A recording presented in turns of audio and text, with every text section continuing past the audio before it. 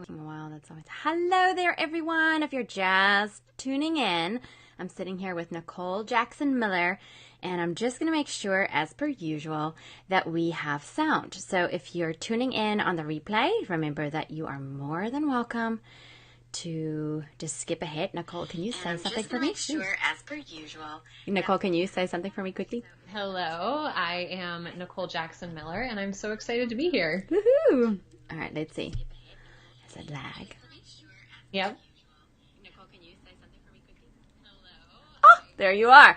Okay, so hello and welcome to the Savvy Business Show. I am so excited and delighted to have Nicole Jackson Miller from The Project Designer with me today, and we are going to talk all things about scaling your business, expanding your team, and just growing nice and fast. So Nicole, thank you for being here. Just tell us a little bit more about your background, how you've come to this work, and then we'll take it from there. Yeah, thank you so much for having me. I'm so happy to be here. I started in the online space with project management and hiring for online business owners and grew that company. I had a team of people supporting my clients with project management and with hiring. And through that work, what I really enjoyed was mentoring my team and teaching my team how to work with our clients. And so what I realized was that I just absolutely adored working with service providers, specifically done-for-you service providers. So branding and web designers and accountants and publicists and virtual assistants and project managers and the people who are actually on the teams of these business owners who need to also know how to run their own business as well. And something that I am really passionate about is supporting people with their teams and with team building and hiring and managing and leading their team so that they are able to actually do work in a way that feels good to them, actually do what it is that they love, both the business owner and their teams too. So I like to focus on both. Yes, and I love that. And that's like where there's a beautiful overlap between me and Nicole, because as you guys know, I am all about helping you to step into that role of being the savvy CEO of your business and all the mindset work that goes into doing that. So I know that something that people often fear on my side when we start working together and they want to expand their team is that the mindset shift that needs to happen of, oh, I am now the leader of this pact. And we have to really work with them with that. But then there's also the other fear of actually letting go and letting other people run your business. So my question for you was, what are the people that you work with? What is their biggest fear that come up for them? Yeah, there's several fears that come up. The one that you mentioned is definitely part of it. A lot of the people I work with are so good at their craft. So whether they're designers or accountants or virtual assistants, project managers, they are really good at doing their work and they're very skilled at that. And it becomes really scary when they think about letting go of that and training other people to do that. And so there's a big component of letting go, and what I help them do is let things go in the right order. Yes. Because there can be a really nice order to it. So if you do actually really enjoy part of your craft, you can keep doing it, right? If that's what you love and that's what lights you up, you don't have to necessarily delegate that as the first thing. There's an order and a way to bring in and hire so that you're supported and still able to do what it is that you love to do. So that's a piece of it. And I definitely also see service providers who are a little concerned about the financial aspects as well of bringing on a team. And so that can sometimes be a place where they get stuck because they know that in order to bring on a team, they need more business, but also feel like they can't bring on more business because they're the bottleneck and doing everything on their own. So it's kind of that what comes first conversation. Yes. That's another fear and place where I see business owners getting stuck. And kind of piggybacking off of that, where I see what happens a lot with my people too, is that they then all of a sudden feel this huge responsibility of now they're responsible for this other person's livelihood. And now if the business starts doing a little not so well, now it's not just them that's on the hook. Now all of a sudden they have all the team members. And I know that can cause a lot of drama in the mental capacity and mindset of my clients that I work with. Yeah, right. And I love what you just said there, because this is so true. I know I've seen this with myself. I've done this and worked with my clients on this as well, is knowing that you do not need to do it all at once. You do not have to walk into your office one day and go, poof, and now it's all gone and I do nothing. You can really start super slow, start with people like part-time, and then adding and adding and adding on as you go.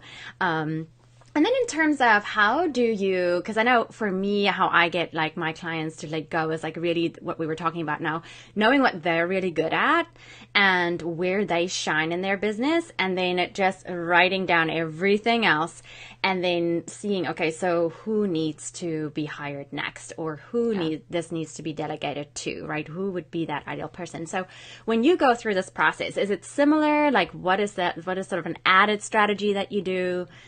Just tell us as an audience. Yeah, absolutely. So the first thing that we usually map out is what their vision is for what they want as a business owner. Yes.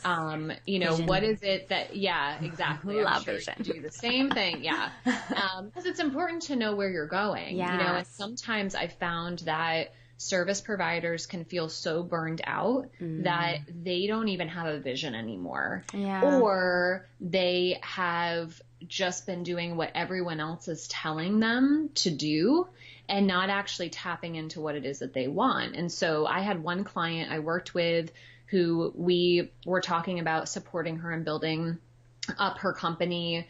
She was doing virtual assistant work. And after going through the process, we realized actually she didn't want to be creating the traditional virtual assistant agency, but that's what people had told her she needed to do. And so she was on this track, but things weren't clicking because that's actually not what her vision was. So we took a step back to help her get clear on her vision first and get her started in that area, and so that she could then grow and expand. And so that's always the first step. And then when it comes to actually bringing on a team member to support you, I really like to take a look at what are the things that you are not good at, that you don't love. Business owners, you do not have to be good at everything. Yes. So it's a combination of what you're not really skilled or experienced in, what you don't love and prefer, and then also how you instinctively take action. And I do a lot of work with the Kolbe assessment, which measures how people instinctively take action. And there are some people who just should not be responsible for researching for 5 to 6 hours, right? Because it goes against how you're supposed to initiate action. Exactly. And so you want to take a look at all three of those things when you're looking at what you actually need to get off of your plate next. And it's really interesting because for some people that's account management or like assistant services where somebody's managing their contracts or questions from their clients. For other people, and it's funny, I've worked with probably 4 different branding and web design companies. Their hiring plans are different. Yeah. No, and I think that's so important to remember. Like your hiring plan is going to be way different than someone else's hiring plan. You're all very different businesses, which is also something that I want to go back with the vision. I see this often when people start joining masterminds and they're like, oh, no. I want to join like a mastermind that's filled with all people in my industry. Right. And I'm like, why would you want to do that? Please do explain. Because you don't actually want to be with like-minded, I'm using air quotation people. You don't actually want, or air quotations. Shoo, speak a little slower. So because if you're just with like-minded people who are in the same industry, then that's going to happen what Nicole just described, where you're stuck in how everybody else is thinking, how everybody else in your industry is doing it, how everybody else in your industry is pricing it. And you're actually then giving over creative power. You're giving over being challenged and giving over all opportunity for you to actually get more innovative ideas. So the more you can kind of expose yourself to different ways of thinking and then really tapping into, as Nicole said, like your vision. And I think the other thing that people get all like about, for me at least, I know with my clients, is they're like, oh, but I don't want to create a vision because I want to keep all avenues open. That's fine. Creating a vision is not you shutting down opportunities. It's just you creating a star for yourself, like a North Star that you can go, okay, does this get me closer to what I want or not? And if not, then we're not doing it. Right. So that to me is very important that you just sit there. So yes, just like really make sure that you're not just always stuck in your own industry. And also, I know, we all love people to tell us what to do, specifically as a business owner, if you're continually making all the decisions.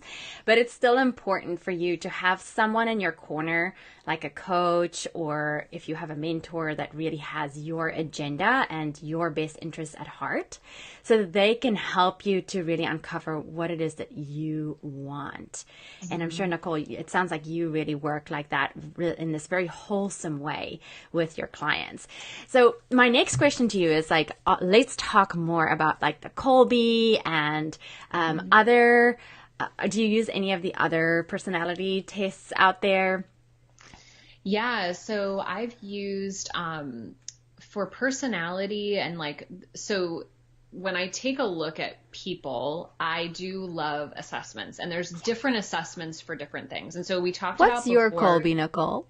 My Kolbe is 8633. Oh, okay. So for everyone listening, there are to kind of sometimes I get so excited about the Kolbe that sometimes I just dive into it. People Go for it. What are you talking about?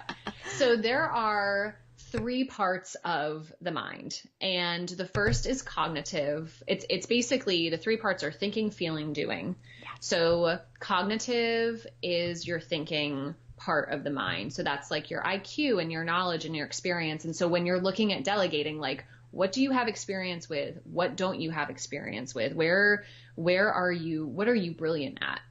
The next is affective. So that's that feeling, right? So that's, your values, your preferences. Assessments like Myers-Briggs, Strengths Finders, and I think DISC also falls into the personality assessments that measure your preferences, right? So one of my strength finders is harmony. I prefer to be in a harmonious environment. That's where I thrive. That is one of my strengths. It's not that I can't operate in an environment that is not harmonious, but it will cause, I don't prefer it. Mm-mm. So that's your preferences and what you want. And then you have the conative side, which is how you instinctively take action no matter what. And that's what Kolbe measures. Yeah. And so there's 4 different parts. There's 4 different action modes in Kolbe. The first is fact finding, and that is how you gather information. So initiating fact finders ask a lot of questions. They have the energy to research, to ask questions. They might research in different ways. And let's just remember, she said 8 as her first number there. So she's high on this research. She loves doing this, Nicole. But good for you. I do not want to read an 80-page manual because some people do. So my husband's also an 8 fact finder. Imagine that. We have quite a household. So he likes reading articles. He's on Reddit. He's reading, just all of this stuff where I am a little bit more extroverted in how I gather information. So I might rather have a conversation with you and ask you information and questions to get my knowledge, where he may not want to ask people a lot of questions, but wants to like read all of this stuff. So it's really interesting, because I remember thinking like, I'm not an initiating fact finder. Like I hate like to read a bunch of like books. Depending on the book, I enjoy it, but I don't have like the energy for that. No. But I can ask questions all day long. Yeah, I'm the same. Like I can ask a lot of questions. That's how I gather my information the quickest way. I hate don't even give me like this big blob of thing to read, and then I'm like, ugh, just give me the facts. What's really interesting though, so where this plays into teams is that if you are an initiating fact finder, let's say like an 8 or a 9, and you are working with someone who's a 2, so they counteract, they want like the bottom line, they're not going to have a lot of questions. They might want information, but they don't have the energy to go and actually research this information. Yeah. And when you have 2 people that are more than 4 numbers apart, it can kind of feel like they're speaking different languages. So somebody who is a counteracting fact finder, you know, the 8 fact finder like myself might want to know all of the details, whereas the 3 fact finder is like, just give it to me straight. Like that's I think I'm that person where I'm like, totally quick, to the point. Yep. Just let's go. Yeah, but you and you also don't want to be put in a position where somebody's asking you to do hours of research, right? Yep. Because that would be stressful for you. So it's really interesting how you can start to gather. It's how you work with other people and what your strengths are. Yeah. So your strengths of getting to the bottom line are that like you don't get into analysis paralysis. Yeah. Like you want high level, you're able to make a decision and you're able to move forward, and you can use the strengths of the initiating fact finders like me to be like, hey, I need to find all of this stuff, and then could you just give me this one thing? I'm like, yeah, sure, great. And I'm like working in my strength and you're working in yours. And I'll like give us a real example where this is just played out. So I have a VA, and she is a high fact-finding person. So she will analyze, and she will look at data, and she will go into all of that for me, and then she'll come back and she'll just report back to me. And it is the most beautiful thing to have that, because I know that it is very necessary for me to do that research, because otherwise I'm just throwing spaghetti against the wall, right? Yes. And not really improving on the data that's happening. And so, yes, absolutely. If anything, do this, Colby, and then find someone either not like Nicole. I know a few other people as well that are really very skilled in that, that can help you to just put a team together. Because there's the fact finding, there's systems, there's quick start, like how you handle risk, which is really interesting in our space, especially with entrepreneurs. A lot of entrepreneurs are initiating quick starts because you need to have the energy of creating innovative ideas and brainstorming and taking risks, right? So there's a lot of different, fact finders one of them, but there's a lot of different areas that it supports you with so that you can find a team member that works well and you're able to communicate. I mean, I've gifted this to so many people. My entire family has taken this. Yes. I mean, it's such a great one, because I mean, I like the other ones too, but that's such a, like, this is how I work. This is how I operate, versus me having to understand myself more. This sort of gives you more of a like blueprint for someone else to understand you too. Like, you know, and I feel the same about, have you taken How I Fascinate?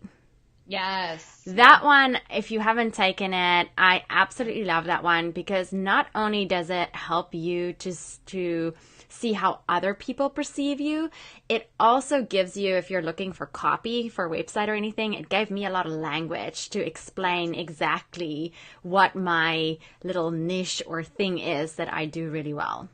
Yeah, it's so funny you mentioned that, because I'm going through a branding process right now, and the person I'm working with asked me about the How to Fascinate, because that's how people see you. And it's so important to know that about yourself so that you can use that language in your marketing materials too. I think that's such a brilliant assessment. Exactly. So, Nicole, a parting tip for us that that would be important for someone to know. We've already shared so many tips. I'm like, but is there something that we didn't cover that you think people should know? Yeah. So one thing, since we were talking a little bit about team, is if you're having a team issue, a personnel issue, go back to the 3 parts of the mind that we talked about today and figure out, is it a cognitive issue? Is it an affective issue? Or is it a conative issue? And that will help determine which avenue you need to take. And so, for example, does somebody not have the knowledge or experience that they need to do something? Do they not have the same values that you do? Do they just not care enough about what you're doing to support you?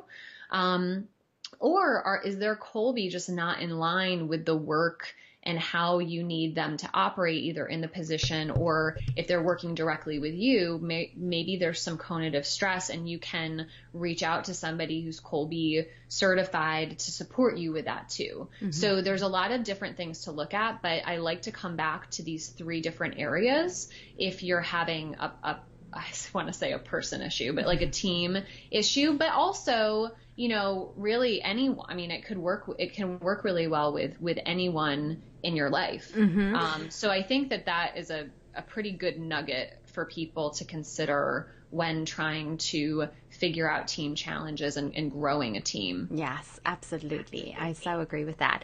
So, Nicole, thank you so much for joining us this afternoon. Where can people find you? I know we're in the middle of a rebrand, so I think by the time this comes out in the podcast form, we will be able to put in the new information on the blog.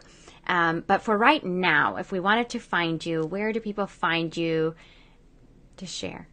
Yeah, so I am loving Instagram. Yes. So I would love, Instagram is the best place to kind of consume some of the content that I put out. You'll see a lot of my dog.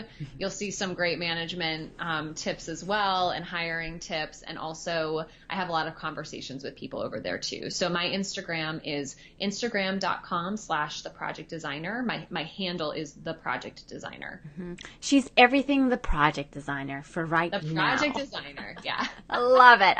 Well, Nicole, thank you again so much for your time and your tips and your wisdom. It was so lovely to have you here today. Thank you for having me. This was amazing.